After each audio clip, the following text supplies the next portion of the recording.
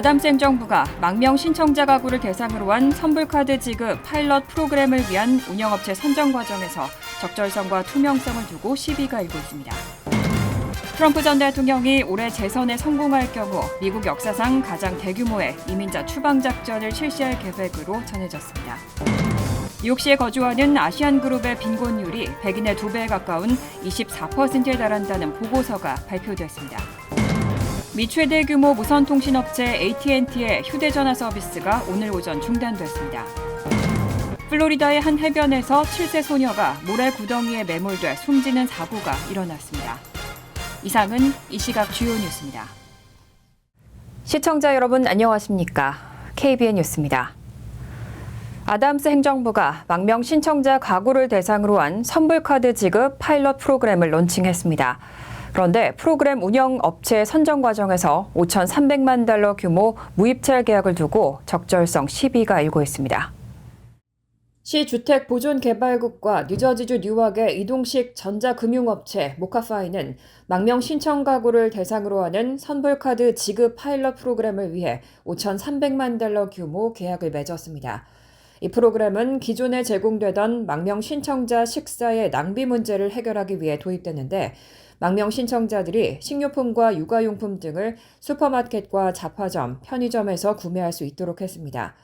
시가 모카파이에 지급하는 수수료는 1회 착수비 12만 5천 달러, 연간 관리비 25만 달러 등입니다.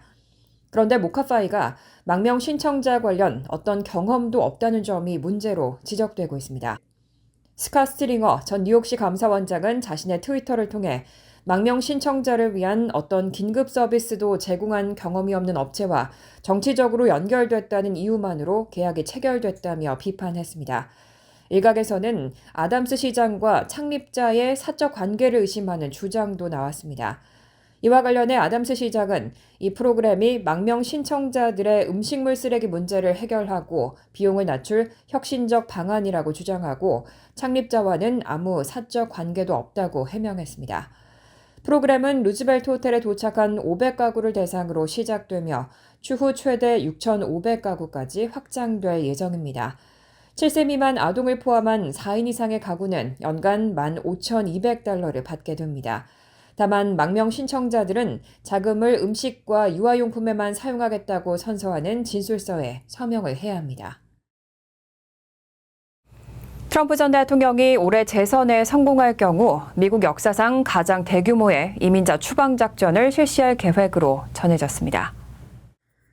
워싱턴 포스트는 트럼프 전 대통령이 재선에 성공하면 미 역사상 가장 대규모의 이민자 추방 작전을 실시할 계획을 세우고 있다고 보도했습니다. 트럼프 전 대통령은 1950년대 드와이트 아이젠하워 행정부가 이주 노동자들을 대량으로 강제 추방한 정책을 예로 들며 자신이 다시 대통령이 되면 비슷한 작전을 진행할 것이라고 밝혔습니다. 당시 아이젠하워 행정부는 군 병력을 동원해 이주 노동자들을 대거 강제 추방했고 그 과정에서 여러 사망자를 발생시키기도 했습니다. 워싱턴 포스트 보도에 따르면 트럼프 전 대통령의 이런 계획은 스티븐 밀러 전 백악관 선임 보좌관과의 소통을 통해 구체화되고 있습니다.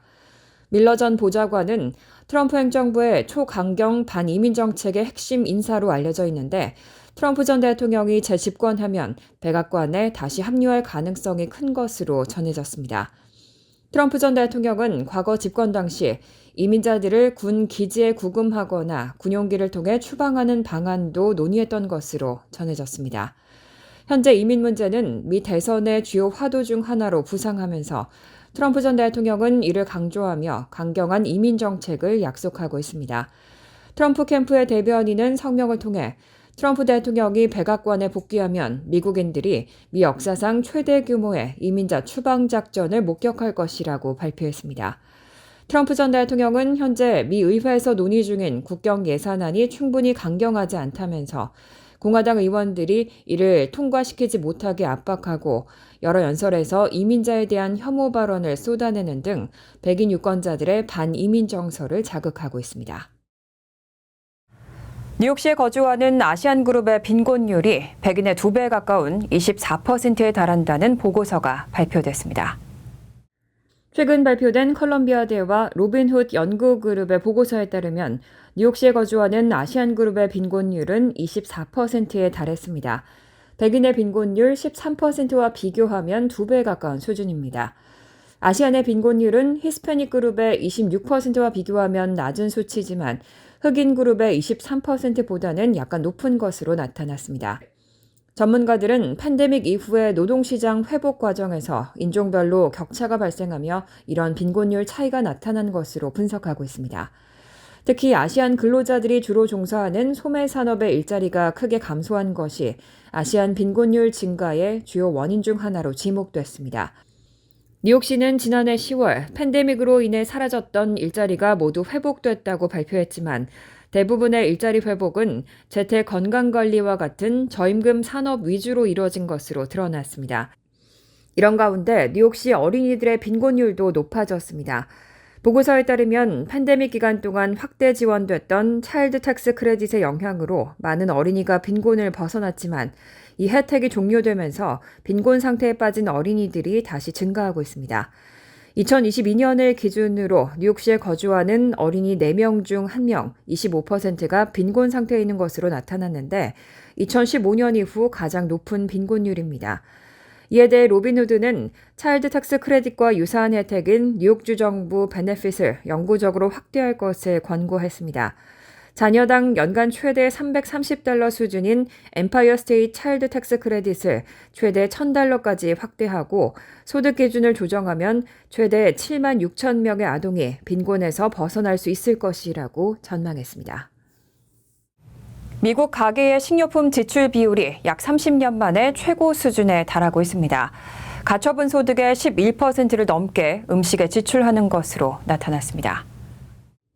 월스트리트저널 보도와 농무부 자료에 따르면 2022년 미국 소비자들은 가처분 소득 대비 11.3%를 음식에 지출했습니다. 1991년에 11.4% 이후 31년 만에 가장 높은 비율입니다. 소비자 물가 상승률이 둔화하는 모습을 보이곤 있지만 최근 몇 년 동안의 식료품 및 외식 물가 상승이 가계 재정에 큰 부담을 주고 있다는 것을 시사합니다. 기업과 외식업체들은 인건비 및 원재료 가격 상승으로 인해 가격 인상이 불가피하다고 호소하고 있습니다. 오레오 쿠키로 유명한 몬델레스, 또 크래프트 하인즈와 같은 대기업은 코코아, 토마토, 설탕 가격 상승으로 제품 가격을 인상할 수밖에 없다고 밝혔습니다. 레스토랑 체인들 역시 인건비 상승을 메뉴 가격에 반영하고 있습니다. 특히 캘리포니아주에서는 오는 4월부터 주요 패스트푸드 체인 종업원의 최저 시급이 $20로 25% 오르면서 맥도날드, 치폴레 등 대형 외식업체들의 가격 인상이 예고되고 있습니다. 한번 오른 식료품이나 식당 가격은 쉽게 내려가지 않는 경향이 있기 때문에 결국 소비자들은 고물가에 적응하고 대처법을 찾아야 할 것으로 보입니다. 업계 전문가들은 과거를 돌아보더라도 식료품 가격이 예전 가격으로 내려간 경우는 찾기 어렵다고 지적했습니다. 뉴저지주는 지난해에도 재산세가 전국에서 가장 높은 주로 기록됐습니다. 다만 한인이 많이 거주하는 지역에서는 상대적으로 인상률이 높지 않았습니다. 뉴저지주 소비자보호국의 최근 발표에 따르면 2023년 뉴저지주의 평균 재산세는 전년 대비 3% 상승한 $9,803로 집계됐습니다. 최근의 인플레이션율과 비슷한 수준의 인상률입니다. 버겐 카운티의 경우 지난해 재산세는 평균 $12,855에 달했습니다. 전년보다 2.7% $334 오른 수준입니다. 다만 한인 밀집 지역인 팰리세이즈 팍과 포트리는 버겐 카운티 평균 이하의 재산세 인상률을 기록했습니다. 팰리세이즈 팍의 경우 평균 $1,700로 전년 대비 2.3% 상승했고 포트리는 $11,796에서 $11,824로 불과 0.2% 인상되는 데 그쳤습니다. 잉크루드 클립스도 1.9%, 리틀펠이 2.4%, 리치필드 1.1%, 에즈워러도 0.9% 등으로 인상률이 평균보다 낮았습니다. 하지만 라클리와 같이 인상률이 9.7%에 달하는 지역도 있었습니다. 라클리는 1년 새 9.7%, $1,122 오른 $12,636를 기록했습니다. 또 우드클리프 레이크와 레오니아는 각각 7%, 5.9%의 높은 인상률을 보여 지역별로 재산세 부담의 차이가 크게 나타났습니다. 다만 전체적으로 인상폭이 둔화했어도 뉴저지주의 재산율은 여전히 2.33%로 전국에서 가장 높은 수준을 유지하고 있습니다. 일리노이, 커네티컷에 이어 전국에서 가장 높은 수치입니다. 뉴욕은 1.64%로 6번째를 차지했습니다. 미 최대 규모 무선 통신업체 AT&T의 휴대전화 서비스가 오늘 오전 중단됐습니다. 미 전역에서 가입자들이 큰 불편을 겪었습니다. 무선 통신 서비스 장애를 집계하는 다운 디텍터에 따르면 AT&T의 서비스 중단 사고는 오늘 오전 3시 30분경부터 시작됐으며 미 전역에서 7만 3천여 건의 서비스 중단이 발생했습니다. 특히 휴스턴과 샌안토니오, 오스틴, 시카고, 뉴욕 등의 피해가 컸습니다. 가입자들에 따르면 오늘 오전부터 전화는 물론 텍스트 메시지, 무선 데이터까지 서비스가 불가능해지면서 와이파이 연결이 안 되는 곳에서는 휴대전화를 사용할 수 없었고 일부 아이폰 사용자의 경우 휴대폰의 상태 표시줄에 SOS 메시지가 표시되기도 해 큰 혼란을 겪기도 했습니다. AT&T는 오늘 오전 가입자 중 일부가 서비스 중단을 겪고 있다며 서비스가 복구될 때까지 와이파이 통화 서비스를 사용해 줄 것을 당부했습니다. 오후가 되면서 대부분의 서비스가 정상으로 복구됐지만 AT&T는 정확한 사고 원인을 밝히지 못하고 있습니다.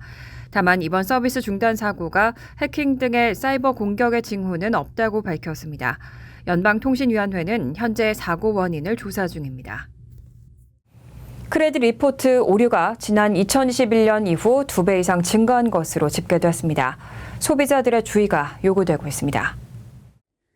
최근 소비자금융보호국의 보고서에 따르면 지난해 크레딧 리포트 오류에 대한 불만 접수 건수는 무려 64만 5천 건에 달했습니다. 2021년에 30만 8천 건에 비해 약 109%나 급증한 수치입니다. 이런 불만의 대부분은 잘못된 개인정보와 대출정보, 그리고 연체기록 오류 등으로 나타났습니다. 소비자 권익을 옹호하는 단체인 워크머니의 수석 대변인은 크레딧 리포트는 대출 가능 여부와 대출 이자율 설정뿐 아니라 직장이나 아파트를 구할 때도 매우 중요하다고 강조하며 오류로 인해 신용 조회가 제대로 이루어지지 않거나 크레딧 점수가 떨어질 경우 재정적으로 손해를 입을 수 있다고 경고했습니다. 컨슈머 리포트의 정책 분석관은 크레딧 리포트 오류 증가의 원인으로 소비자들이 전보다 크레딧 리포트를 더 자주 확인하면서 오류가 더 많이 발견되는 것이거나 금융기관이나 신용정보기관이 정보를 신속하게 업데이트하지 않아 발생하는 시스템적 오류를 지적했습니다. 크레딧 리포트에서 오류를 발견했을 때는 크레딧 보고 신용평가 업체에 분쟁을 제기하고 수정에 필요한 증빙 서류를 준비해 오류 수정 요청서를 작성해야 합니다. 이 과정에서 자료 사본을 만들어 보관해야 하고 이후에도 분쟁이 해결되지 않으면 소비자 금융보호국에 불만을 제기할 수 있습니다. 전문가들은 정기적으로 크레딧 리포트를 확인해 오류 여부를 파악하는 것이 신용점수 유지와 신분 도용 방지에 도움이 된다고 조언했습니다.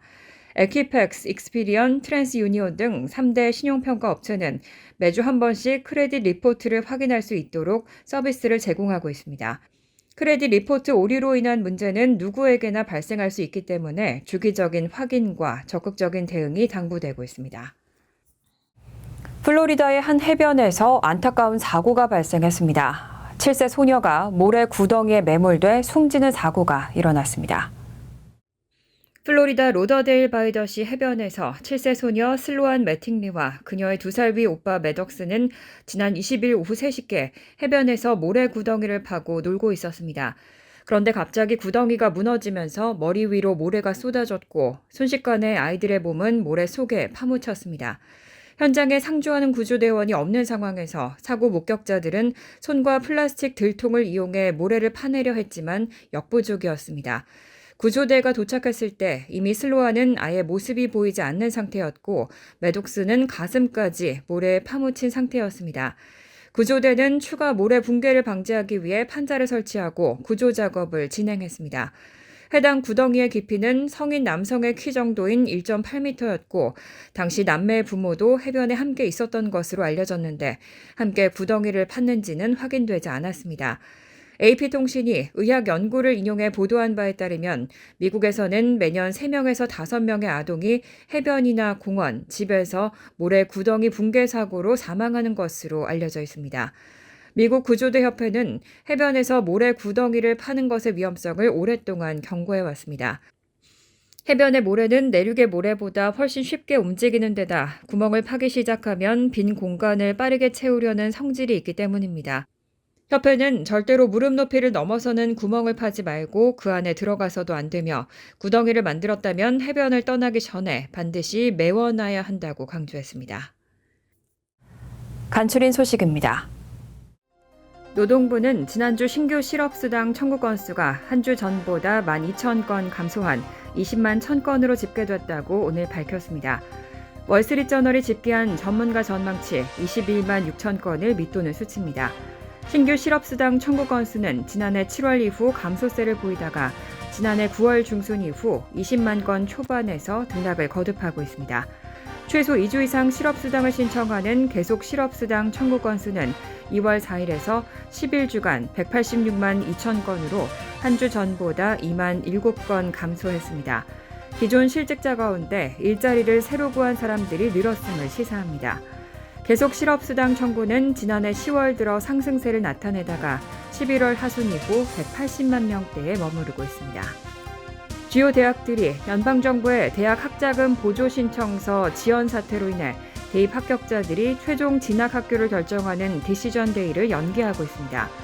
뉴욕 주립대 총장은 최근 주 전역에 있는 64개의 모든 캠퍼스에 신입생들의 등록대학 선택 마감일을 5월 1일에서 최소한 5월 15일 이후로 연장할 것을 지시했고, 써니, 올바니 등 일부 캠퍼스들은 신입생들의 입학 통보 및 등록 예치금 마감일을 6월 1일까지로 연기했습니다. 뉴저지 러커스 주립대와 몽클레어 주립대 등 대학들도 신입생들의 등록대학 선택 마감일을 5월 1일에서 6월 1일로 한 달 연기했습니다. 남아포 칼리지도 마감일 연기를 고려 중입니다. 하지만 프린스턴을 비롯한 아이비리그 대학들은 여전히 등록 마감일 연장을 고려하지 않고 있습니다. 프린스턴대는 등록 마감일을 변경할 계획이 없다고 밝혔습니다. 메트로폴리탄 교통공사는 20일 오는 2026년 중반까지 전철 시스템 내 형광등을 모두 LED 조명으로 전환하겠다고 발표했습니다. 뉴욕시 전철 승강장 등에 설치된 형광등은 모두 15만 개에 달합니다. 조명 교체가 이뤄지면 역사가 밝아지고 전반적인 안전이 강화될 거란 기대입니다. 전철역 등에 있는 보안 카메라 15,000대의 가시성 역시 향상될 것으로 보입니다. LED 조명 전환은 에너지 절감 효과도 있습니다. MTA는 전고등 자재비와 전기세 등의 절감 효과가 약 590만 달러에 달할 것으로 추정했습니다. 미시간주 플린트시에 사는 40대 남성이 1급 아동학대, 총기 보관법 위반 등 9건의 중범죄 혐의로 기소돼 법정에 섰습니다.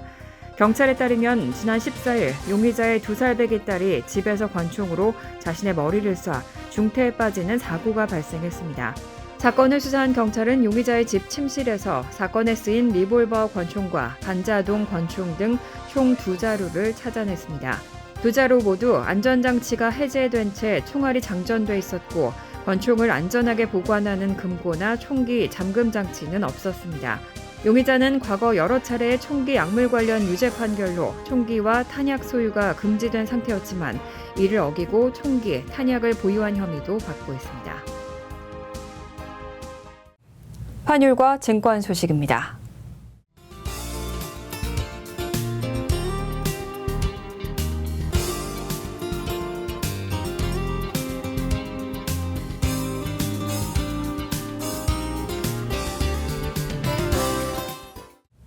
이어서 날씨입니다. 금요일은 비가 내리겠습니다. 낮 최고 기온은 47도, 섭씨 8도, 밤 최저 기온은 36도, 섭씨 2도로 예상됩니다. 토요일은 대체로 화창하겠습니다. 일요일도 화창한 날씨가 이어지겠습니다. 이상으로 KBN 뉴스를 마칩니다. KBN과 함께 즐거운 저녁 되시기 바랍니다.